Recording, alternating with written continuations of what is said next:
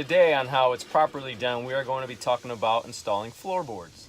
One of the most important sections is this lip right here, just aft of the main spar. You have to make sure that it is not bent and is able to support the floorboard.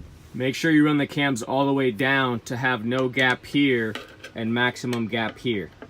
This is what a cam that has not been run in all the way looks like, giving you no gap here.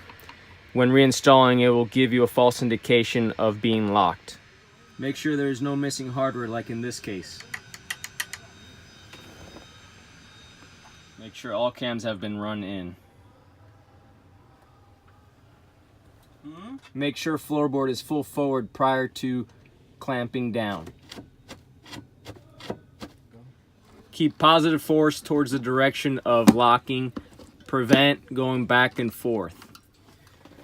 When complete, you should have no gap in between the floorboard and the center spar covering. A small gap on the backside is permissible. This indicates the floorboard is full forward.